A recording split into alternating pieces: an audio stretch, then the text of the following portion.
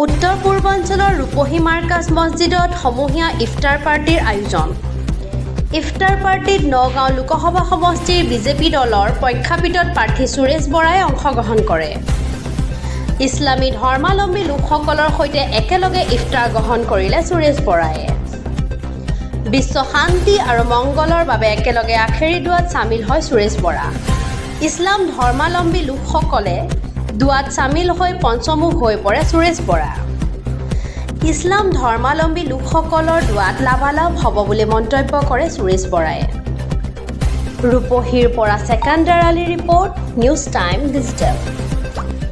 ইয়াতে মানে যিসকল লোকে পবিত্ৰ ৰমজান মাহত খুব মানে আল্লাহক শ্ৰদ্ধা কৰি ভগৱানক শ্ৰদ্ধা কৰি যি ৰোজা ৰাখিছে, নৰ্থ ইষ্ট মাৰ্কাজ মছজিদ, পুৰণা মছজিদ, আমাৰ 100 বছৰৰ ওপৰ হৈছে। আৰু ইয়াতে আমাৰ ইছলাম ধৰ্মৰ যিসকল লোক থাকে, মোটামুটি প্ৰায় মানুহে ইয়াত আহিছে বা গৈছে আৰু এই মছজিদ পৰিচিত সকলোৱে। আৰু মোৰ আজি সৌভাগ্য যে আমাৰ ৰাইজে মাতিলে যে আজি আমি একেলগে ইফতাৰ কৰিম, তুমিও আহিব লাগে। মই আহিলোঁ, দুৱাও দিলে ৰাইজে, মই তেওঁলোকৰ পৰা দুৱা ল'লোঁ, আশীৰ্বাদ পাইছোঁ, একেলগে খালোঁ, আল্লাহৰ ওচৰত প্ৰাৰ্থনাও কৰিলোঁ সকলোৰে কুশল মংগল হ'বলৈ।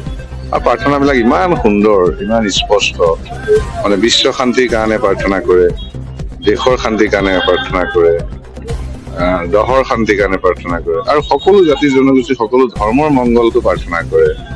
গতিকে প্ৰাৰ্থনা শুনিও ভাল লাগে যেতিয়া ইমাম চাহাবে প্ৰাৰ্থনা দোৱা ধৰে, ভাল লাগিলে। আৰু মোৰ বিশ্বাস এই দোৱা আল্লাহে কবুল কৰিব, কাৰণ ৰাইজে হাত উঠাইছে যেতিয়া কবুল কৰিব, আৰু মোৰো ভাল হ'ব এনেকে ভাবিছো। আৰু বিজেপি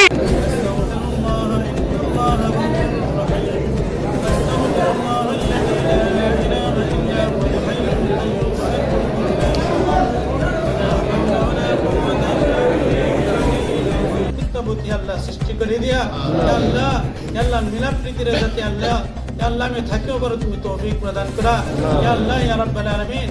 আল্লাহ যে সকলে আল্লাহ আমার মাজত আল্লাহ শান্তির পরিবেশ সৃষ্টি করিয়াছে, আল্লাহ তেওঁলোকক তুমি দমন করা, আল্লাহ তেওঁলোকক তুমি দমন করা আল্লাহ ইয়া রাব্বাল আলামিন। আল্লাহ আল্লাহ আমার আল্লাহ আল্লাহ এমপির ক্যান্ডিডেট সাহেব আহিছে, আল্লাহ কি উদ্দেশ্য লই আহিছে আল্লাহ তুমি তো জানা। আল্লাহ দেখে তোর আকাঙ্ক্ষা, আল্লাহ দেখে তোর উদ্দেশ্যকে আল্লাহ সফল করে দিয়া আল্লাহ ইয়া রাব্বুল আলামিন। আল্লাহ দেখে তো আল্লাহ বিপুল ভোটে জয়যুক্ত করে দিয়া আল্লাহ ইয়া রাব্বুল আলামিন। আল্লাহ আমার সকল কবুল করা আল্লাহ। আল্লাহ আমার জীবন সমস্যা আছে আল্লাহ, এনআরসির সমস্যা, ডিভোটারের সমস্যা, খরাখনিয়ার সমস্যা আল্লাহ আল্লাহ আল্লাহর প্রাকৃতিক দুর্যোগ যিমান আছে আল্লাহ সকল সমস্যায় আল্লাহ তুমি আল্লাহ সমাধান করে দিয়া আল্লাহ ইয়া রাব্বুল আলামিন। আল্লাহ আমার সকল কবুল করা আল্লাহ, আমার সকল কবুল করা আল্লাহ, আমার সকল আল্লাহ দরবারে